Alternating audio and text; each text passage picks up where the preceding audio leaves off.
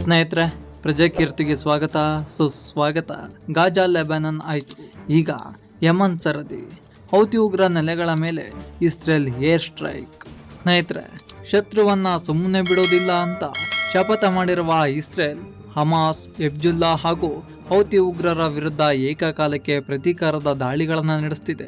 ಇಸ್ರೇಲ್ನ ಪಶ್ಚಿಮ ಭಾಗದಲ್ಲಿ ಹಮಾಸ್, ಉತ್ತರದಲ್ಲಿ ಹೆಜ್ಬುಲ್ಲಾ ವಿರುದ್ಧ ಏರ್ ಸ್ಟ್ರೈಕ್ ನಡೆಸಿರುವ ಇಸ್ರೇಲ್ ಇದೀಗ ಪೂರ್ವ ಭಾಗದಲ್ಲಿ ಯಮನ್ ದೇಶದಲ್ಲಿ ಹೌತಿ ಉಗ್ರರ ವಿರುದ್ಧ ವಾಯು ದಾಳಿ ನಡೆಸಿ ಹೌತಿ ಉಗ್ರರ ಪ್ರಮುಖ ನೆಲೆಗಳನ್ನು ಧ್ವಂಸ ಮಾಡುವಲ್ಲಿ ಯಶಸ್ವಿಯಾಗಿದೆ.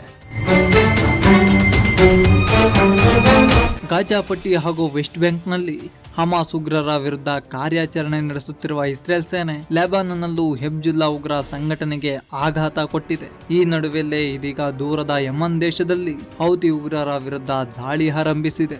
ಯಮನ್ ದೇಶದ ಸಾಗರ ತೀರದ ಉದ್ದಕ್ಕೂ ಇರುವ ಹಲವು ಬಂದರುಗಳಲ್ಲಿ ಹೌತಿ ಉಗ್ರರ ನೆಲೆಗಳಿವೆ. ಈ ನೆಲೆಗಳ ಮೇಲೆ ಇಸ್ರೇಲ್ ವಾಯುಪಡೆಯ 16 ಯುದ್ಧ ವಿಮಾನಗಳು ಭಾನುವಾರ ಬೆಳಗ್ಗೆ ಏಕಾಏಕಿ ದಾಳಿ ನಡೆಸಿದ್ದವು. ಈ ದಾಳಿಗಳಲ್ಲಿ ಕನಿಷ್ಠ 4 ಮೃತಪಟ್ಟಿರುವ ಶಂಕೆ ಇದೆ. ಈ ಬಂದರುಗಳು ಹೌತಿ ಉಗ್ರರ ನೆಲೆಗಳಾಗಿದ್ವು.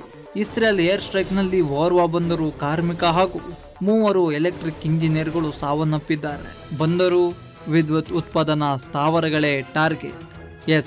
ಇಸ್ರೇಲ್ ವಾಯುಪಡೆಯ ಯುದ್ಧ ವಿಮಾನಗಳು ಹೌತಿ ಉಗ್ರರ ನೆಲೆ ಇರುವ ಯಮನ್ ದೇಶದ ಹಲವು ಬಂದರುಗಳನ್ನು ಧ್ವಂಸಗೊಳಿಸಿದಾವೆ. ಅಷ್ಟೇ ಅಲ್ಲ, ವಿದ್ಯುತ್ ಉತ್ಪಾದನಾ ಘಟಕಗಳನ್ನೇ ಗುರಿಯಾಗಿಸಿ ದಾಳಿ ನಡೆಸಿದಾವೆ. ಈ ಮೂಲಕ ಹೌತಿ ಉಗ್ರರ ಬಲ ಕುಗ್ಗಿಸುವಲ್ಲಿ ಇಸ್ರೇಲ್ ಶಕ್ತವಾಗಿದೆ. ಕಳೆದ ವಾರ ಇಸ್ರೇಲ್ ಕೇಂದ್ರ ಭಾಗಕ್ಕೆ ಹೌತಿ ಉಗ್ರರು ಖಂಡಾಂತರ ಕ್ಷಿಪಣಿಗಳನ್ನು ಉಡಾಯಿಸಿತ್ತು. ಈ ಕ್ಷಿಪಣಿಗಳನ್ನ ಇಸ್ರೇಲ್ ಸೇನೆಯ ವಾಯು ರಕ್ಷಣಾ ವ್ಯವಸ್ಥೆ ಆಗಸದಲ್ಲೇ ನಿಷ್ಕ್ರಿಯಗೊಳಿಸಿದ್ವು. ಇದೀಗ ಇಸ್ರೇಲ್ ಹೌತಿ ಉಗ್ರರ ಮೇಲೆ ಪ್ರತೀಕಾರದ ದಾಳಿಗಳನ್ನು ನಡೆಸಿದೆ. ಕಳೆದ ಜುಲೈನಲ್ಲಿ ಯಮನ್ನ ಹೌತಿ ಉಗ್ರರ ಮೇಲೆ ದಾಳಿ ನಡೆಸಿದ್ದ ಇಸ್ರೇಲ್ ಇದೀಗ 2ನೇ ಬಾರಿ ದಾಳಿ ನಡೆಸಿದೆ. ಜುಲೈನಲ್ಲಿ ಇಸ್ರೇಲ್ ಮೇಲೆ ಮೊದಲಿಗೆ ಹೌತಿ ಉಗ್ರರೇ ಡ್ರೋನ್ ದಾಳಿ ನಡೆಸಿದ್ರು. ಈ ಸಂದರ್ಭದಲ್ಲಿ ಓರ್ವ ವ್ಯಕ್ತಿ ಸಾವನ್ನಪ್ಪಿದ್ದ. ಈ ಹಿನ್ನೆಲೆಯಲ್ಲಿ ಪ್ರತೀಕಾರದ ದಾಳಿ ನಡೆಸಿದ್ದ ಇಸ್ರೇಲ್ ಬಂದರುಗಳ ಮೇಲೆ ಬಾಂಬ್ಗಳ ಮಳೆಗರೆದಿತ್ತು.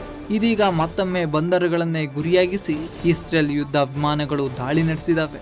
ಈ ದಾಳಿ ಕುರಿತಾಗಿ ಮಾಹಿತಿ ನೀಡಿರುವ ಹೌತಿ ಉಗ್ರ ಸಂಘಟನೆ 4 ಸಾವನ್ನಪ್ಪಿರುವ ಮಾಹಿತಿ ಬಹಿರಂಗ ಮಾಡಿದೆ. ಅಷ್ಟೇ ಅಲ್ಲ, 33 ಮಂದಿಗೆ ಗಾಯಗಳಾಗಿವೆ ಎಂದು ಹೇಳಿವೆ.